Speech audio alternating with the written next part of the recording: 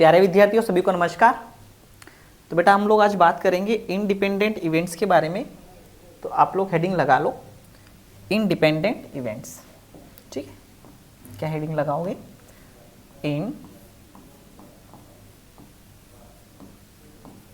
Independent events. Independent events. अब ये समझिए कि इंडिपेंडेंट इवेंट्स क्या होते हैं। इंडिपेंडेंट इवेंट्स क्या होते हैं? जैसे कि मान लो कोई दो इवेंट हो रहे हैं, एक पहला इवेंट हो गया, उसके बाद एक दूसरा इवेंट हो गया। तो जो सेकेंड इवेंट हुआ उस पर पहले इवेंट की वजह से कोई इफेक्ट नहीं आ रहा है, उसकी प्रोबेबिलिटी पर पहले इवेंट के होने की वजह से अगर कोई इफेक्ट नहीं हो रहा है तो वो दोनों जो इवेंट है वो एक दूसरे के लिए क्या कहलाएंगे? इंडिपेंडेंट इवेंट्स कहलाएंगे। तो इंडिपेंडेंट इवेंट्स का मतलब ये कि किसी इवेंट के होने या ना होने पर दूसरे इवेंट पर कोई फर्क नहीं पड़े तो वो कहलाता है इंडिपेंडेंट इवेंट। ठीक है, तो चलिए इसकी डेफिनेशन लिख लेते हैं हम लोग। तो इसकी डेफिनेशन लिखिए।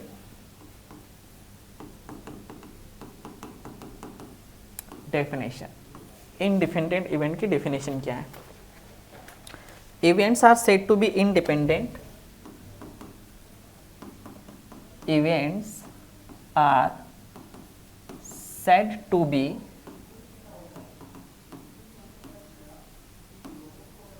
independent.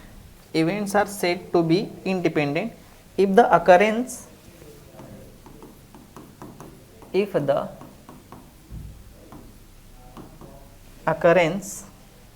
or non-occurrence if the occurrence or non-occurrence of one does not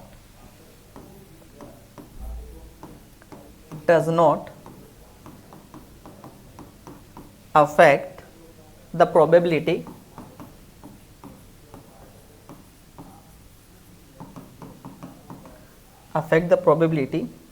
of the occurrence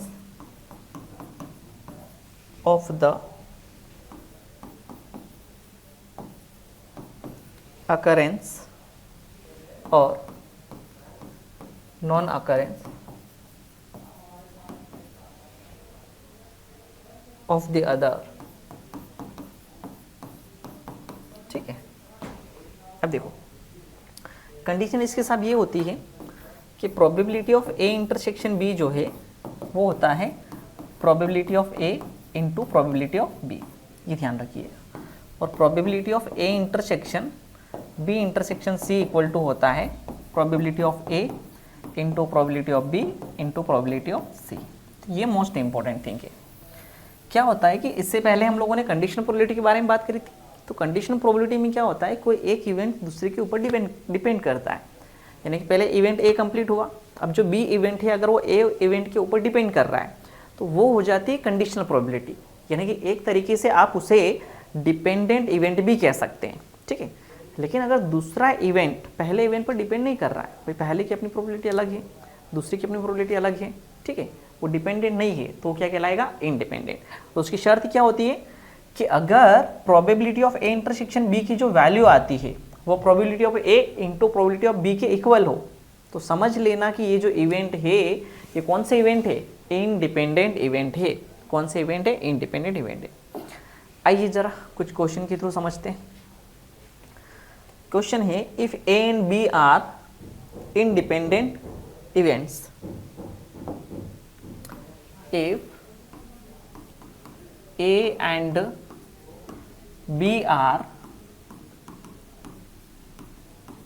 independent events, if A and B are independent events and probability of A equal to 0.3 and probability of B equal to 0.4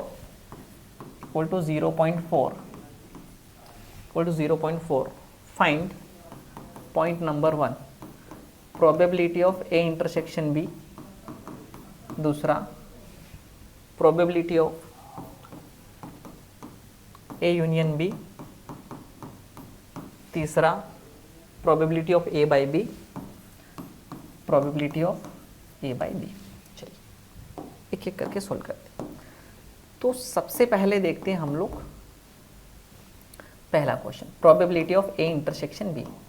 अब देखिए इसने clear कहा है कि जो दोनों event है कौन से इवेंट है, इंडिपेंडेंट इवेंट। इंडिपेंडेंट इवेंट है मतलब probability of A intersection B जो है वो probability of A into probability of B के इक्वल होगा। Probability of A intersection B जो है वो probability of A into probability of B के इक्वल होगा। क्या मेरी बात समझ में आ गई? Probability of A to probability of B के इक्वल होगा। ठीक है, तो प्रोबेबिलिटी ऑफ ए जो है वो आपके पास कितना है 0.3 और प्रोबेबिलिटी ऑफ बी कितना है 0.4, तो हो जाएगा 0.12। तो इस पहले क्वेश्चन का आंसर कितना आ जाएगा 0.12। अब दूसरा क्वेश्चन देखिए, probability of A union B. Probability of A union B जो है वो होता है probability of A plus probability of B minus probability of A intersection B. तो ये इसकी वैल्यू आएगी 0.3 प्लस 0.4 माइनस 0.12, यानी कि हो जाएगा 0.7 माइनस 0.12, तो 7 का 70 कर दो, 0 से 2 गया 8, ये हो गया 2, तो यह आ जाएगा 0.58। तो सेकेंड क्वेश्चन का आंसर कितना है 0.58। अब थर्ड क्वेश्चन के बारे में बात करते हैं, probability of A by B. तो ये होता है probability of A intersection B divide by probability of B, यानी कि 0.12 डिवाइडेड बाय 0.4। ठीक है, आ गया समझ में? कोई दिक्कत? तो ये आपके तीनों क्वेश्चन के सॉल्यूशन हो गए। ठीक है, चलिए अच्छा एक बात और बड़ी कमाल की बात है वो देख लेते हैं, है ना? यहाँ तक समझ में आ गया? अब जैसे मैं कह रहा हूँ कि probability of A by B, तो कंडीशनल प्रोबेबिलिटी में आपने पढ़ा कि probability of A intersection B divided by क्या होता है बेटा, प्रोबेबिलिटी ऑफ बी। ठीक है, अब probability of A intersection B को क्या लिख सकते हैं अगर इंडिपेंडेंट इवेंट है तो probability of A into probability of B divide by probability of B, तो कैंसिल हो जाएगा, तो ये आंसर कितना आ जाएगा प्रोबेबिलिटी ऑफ ए। तो यहाँ से देखोगे तो इसका जो आंसर है वो प्रोबेबिलिटी ऑफ ए आ जाएगा, यानी कि 0.3, और आप डिवाइड भी करोगे तो 4 से कितनी बार जाएगा 3 बार, तो 4 × 12 0.3 हो जाएगा। ठीक है, आ गया समझ में? ऐसे ही probability of B by A, तो ये हो जाएगा बेटा probability of B intersection A divided by probability of A, तो ये हो जाएगा probability of B into probability of A divided by probability of A, तो ये कैंसिल हो जाएगा, तो आंसर क्या आ जाएगा प्रोबेबिलिटी ऑफ बी। ठीक है, कोई दिक्कत? चलिए आगे बढ़ते हैं, क्वेश्चन देखते हैं हम लोग। क्वेश्चन है, a bag contains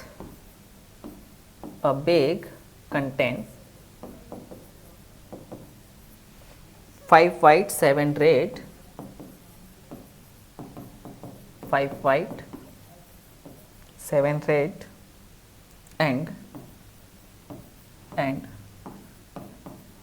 8 black balls, and 8 black balls. 4 balls are 4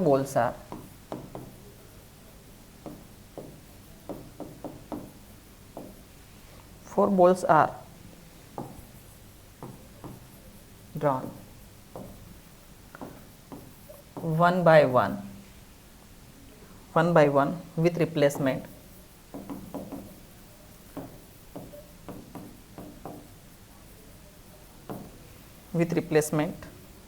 What is the probability?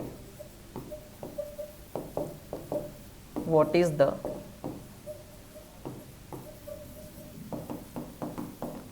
is the probability that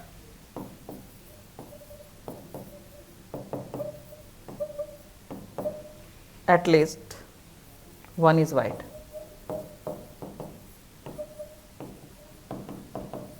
At least one is white. What is the probability that at least one is white?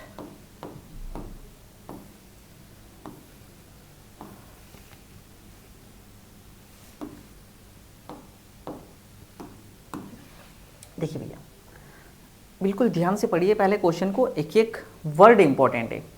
Question बोल रहा है bag contains 5 white 7 red and 8 black balls. ठीक है, ये सब एक bag है, इसमें व्हाइट बॉल कितनी बेटा 5, ठीक, और रेड बॉल कितनी है 7, और ब्लैक बॉल जो है वो कितनी है 8। आगे बोलता है 4 बॉल्स आर ड्रॉन 1 by 1। इसमें से हमने कितनी बॉल निकाली, 4 बॉल निकाली और एक एक करके निकाले, एक निकाली एक, 1 by 1 with replacement. With replacement, with replacement मतलब क्या हुआ, सब एक बॉल मैंने निकाली है ना, उसके बाद वो बॉल वापिस से रख दी, फिर एक निकाली, फिर रख दी, फिर निकाली, फिर रख दी, तो एक एक करके बॉल निकाली हमने, ध्यान से समझना, एक एक करके बॉल निकाली, ठीक है। 4 balls are drawn 1 by 1 with replacement, what is the probability that at least 1 is white, at least 1 is white. तो देखो 4 बॉल निकाले, तो भाई क्या क्या केस हो सकते हैं, 4 में से एक भी वाइट नहीं हो, एक वाइट हो, 2 वाइट हो, 3 वाइट हो और 4 वाइट हो। भाई मैंने 4 बॉल निकाली ना, तो भाई क्या क्या केस बन सकते हैं कि वो 4 में से एक भी वाइट नहीं आए, इतनी किस्मत खराब हो कि साहब एक भी वाइट नहीं आए, या फिर ये हो सकता है कि उन 4 में से एक बार वाइट मिल जाए, और सोचो, या फिर ये हो सकता है कि उन 4 बॉल में से 2 बार मुझे वाइट देखने को मिल जाए, या ये हो सकता है कि 4 में से 3 वाइट बॉल देखने को मिल जाए, या फिर ये हो सकता है कि बोलता ना 6 बॉल पे 6 छक्के लगाए ऐसे, तो 4 बॉल निकाले और चारों के चारों क्या आ जाए वाइट, ठीक है। अब उसने बोला है कि एटलीस्ट 1 इज वाइट, मतलब ये सारे केस कैलकुलेट करने पड़ेंगे बेटा। तो अपन क्या करते हैं कि टोटल माइनस नो वाइट, कौन सा केस कैलकुलेट कर लेते हैं, total minus no white, and total probability is always 1। तो अब नो वाइट, कोई भी बॉल वाइट नहीं होनी, अब वाइट नहीं होनी, तो भाई देखो टोटल बॉल कितनी, 8 और 7 15 और 5 टोटल 20 बॉल है, तो जो भी आंसर आएगा वो किस में से आएगा, 20 में से, ठीक है। अगर वाइट आती तो वाइट कितनी है 5, तो वाइट आने की प्रोबेबिलिटी कितनी होती, 5 by 20 मतलब 1 by 4, तो वाइट नहीं आना, वाइट नहीं आने की प्रोबेबिलिटी कितनी होगी बेटा 3 by 4, ठीक है, 3 by 4, क्योंकि 15 by 20 होगा तो 15 by 20 को क्या लिख देता हूँ मैं 3 by 4। तो पहली बार में वाइट नहीं आई, दूसरी बॉल निकाली, देखो जो निकाली वो वापिस से रख दी क्योंकि वाइट नहीं आई ना, फिर रख दी, फिर मैंने दूसरी निकाली, उसके भी वाइट नहीं होने प्रोबेबिलिटी 3 by 4, फिर रख दी, फिर निकाली, तो उसके भी वाइट नहीं होने प्रोबेबिलिटी 3 by 4, फिर वो बॉल रख दी और फिर निकाली, तो उसके भी वाइट नहीं होने प्रोबेबिलिटी 3 by 4। तो इसका आंसर आएगा 1 माइनस 3 3 ज़ा 9 9 ज़ा 81 और ये 256। तो आंसर कितना हो जाएगा 1 माइनस 81 by 256। अगर आप आगे सोल्व कर लोगे तो 256 माइनस 81, 6 से गया 5, 25 से 8 गया 17, तो इसका आंसर आ जाएगा 175 by 256, 175 by 256, 175 by 256 इस क्वेश्चन का आंसर है, ठीक है। चलिए आगे बढ़े हम लोग अगले क्वेश्चन की ओर। अगला क्वेश्चन है इंडिपेंडेंट इवेंट का, A can solve 90% of the problems, A can solve 90% of the problems, A can solve 90% of the problems given in a book, given in a book, given in a book, and B can solve, and B can solve 70%, 70%. What is the probability that, what is the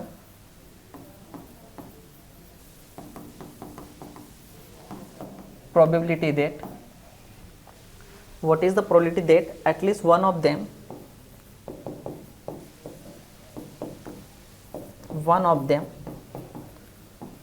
at least one of them will solve the problem, will solve the problem selected at random, selected at random from the book,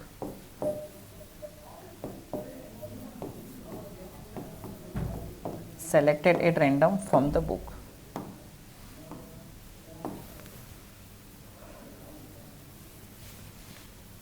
Selected random from the book. Selected random from the book. आइए जरा एक बार बेटा अच्छे से पढ़ लीजिए इस question को, पहले पढ़ लो फिर अपन इसको देखते हैं। बहुत अच्छा क्वेश्चन है, जब तक आप लैंग्वेज पे कमांड नहीं करोगे तब तक बात बनेगी नहीं। क्या बोल रहा है, A can solve 90% of the problem, यानी कि ए की प्रॉब्लम सोल्व करने की प्रोबेबिलिटी 90%। 90% मतलब 90/100, तो 90/100 मतलब 9/10। तो 9/10 केस में सोल्व कर सकता है, तो किस केस में सोल्व नहीं होगा, 1/10 केस में सोल्व नहीं होगा। ठीक है, ऐसे बी की बात करें तो बी 70% प्रॉब्लम सोल्व कर सकता है, यानी कि 10 में से 7 प्रॉब्लम सोल्व कर सकता है। तो फिर बची कितनी, 3 प्रॉब्लम ऐसी है जो उसे सोल्व नहीं होगी। What is the probability that at least one of them will solve the problem selected random from the book. भाई कोई एक प्रॉब्लम को सोल्व कर ले, तो देखो क्या क्या केस बनेंगे। भाई दोनों में से एक से भी सोल्व नहीं हो प्रॉब्लम, 0 केस, या दोनों में से कोई एक सोल्व कर दे, या फिर दोनों के दोनों सोल्व कर दे। भाई या तो एक से भी प्रॉब्लम सोल्व नहीं हो, या फिर कोई एक प्रॉब्लम सोल्व कर दी, या फिर दोनों के दोनों प्रॉब्लम सोल्व कर दी। तो बेटा हमें ये दोनों केस सोल्व करने, तो क्यों ना इसकी बजाय टोटल माइनस 0 वाला केस ये सोल्व कर लें। तो टोटल इज ऑलवेज 1, 0 केस मतलब किसी एक से भी सोल्व नहीं होना। तो भाई ए से सोल्व नहीं होने के चांस कितने, 1/10, बी से सोल्व होने के नहीं होने के चांस कितने, 3/10। तो ये 1 माइनस 3/100 हो जाएगा, तो इसका आंसर आ जाएगा 97/100, यानी कि 0.97। ठीक है, तो एटलीस्ट किसी एक से प्रॉब्लम सोल्व हो जाए, उसके चांस कितने, 97/100। कितने चांस है उसके, 97/100। मेरी बात समझ में आ गई बढ़िया से। तो बहुत प्यारा क्वेश्चन है, धीरे धीरे आप लोगों को यहाँ पे कमांड होना शुरू हो जाती है। चलो बेटा आगे बढ़ते हैं अपन, है ना, अगले क्वेश्चन की ओर। एक बहुत ही बेहतरीन क्वेश्चन आता है, ध्यान से देखिए। The probability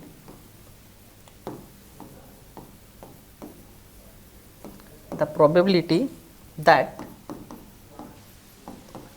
a teacher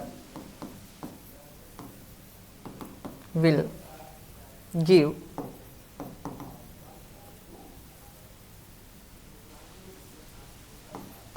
unannounced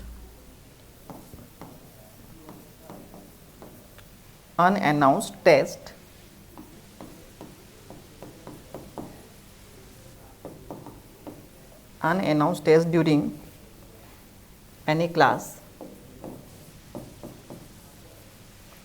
any class meeting is 1/5 if a student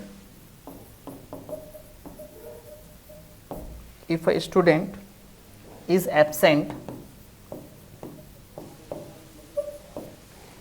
absent twice, what is the probability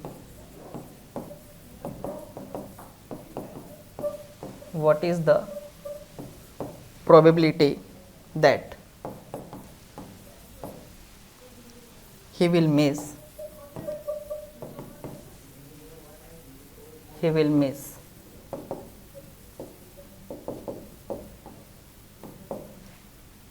at least one test? He will miss at least one test.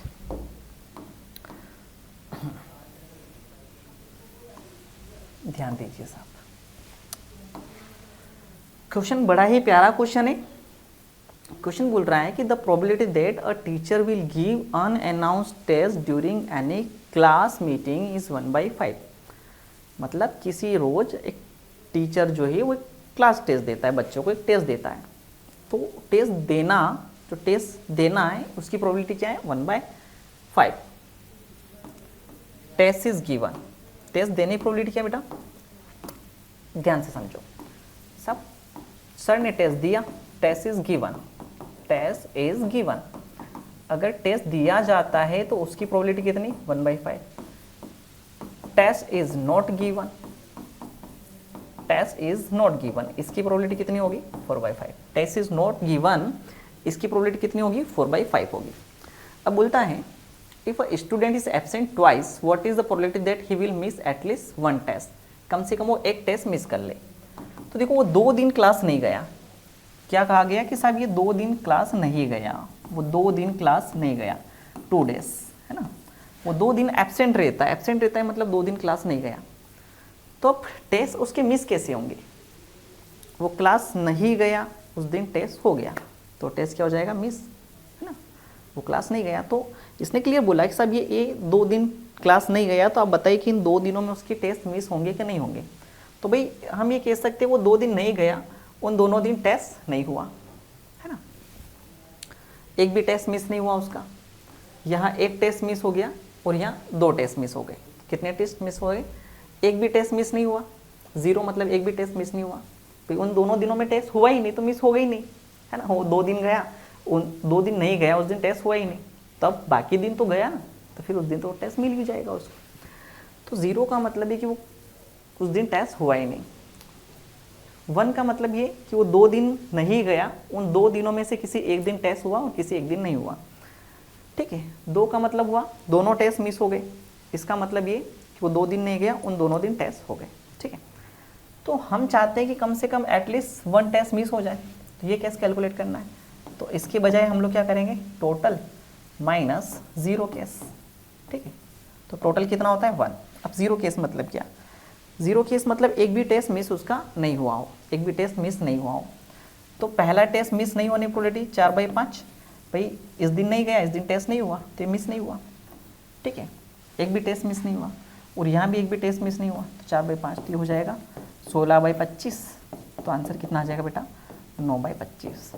तो इस बेहतरीन से प्यारे से क्वेश्चन का आंसर कितना आ जाएगा, 9/25। आए समझ में कि भाई इस दिन वो क्लास नहीं गया और टेस्ट भी नहीं हुआ, तो क्या मिस होगा, क्या उसका नहीं होगा। इस दिन क्लास नहीं गया, उस दिन भी टेस्ट नहीं हुआ, नहीं होना मतलब 4/5। तो आंसर कितना आएगा इसका, 9/25। बहुत ही प्यारा और बहुत बेहतरीन क्वेश्चन है, ठीक है। समझ गए सब लोग, ये वाला क्वेश्चन एकदम क्लियर हो गया सभी को। चलिए बेटा, तो आज के लेक्चर में हम लोगों ने जो टॉपिक के बारे में चर्चा करी है वो टॉपिक ही अपना इंडिपेंडेंट इवेंट्स। किसके बारे में बात करी हम लोगों ने आज, इंडिपेंडेंट इवेंट्स के बारे में बात करी है। तो आपको समझ में आ गया ना कि इंडिपेंडेंट इवेंट्स क्या होता है, किसी भी इवेंट के होना या ना होना किसी दूसरे इवेंट के होने ना होने की वजह से उस पर कोई फर्क नहीं पड़ना चाहिए, ठीक है। तो उसे क्या बोलते हैं साहब, इंडिपेंडेंट इवेंट, ठीक है। तब इसकी आगे की चीज़ें हम लोग अगले क्लास में डिस्कस करेंगे। Thank you so much.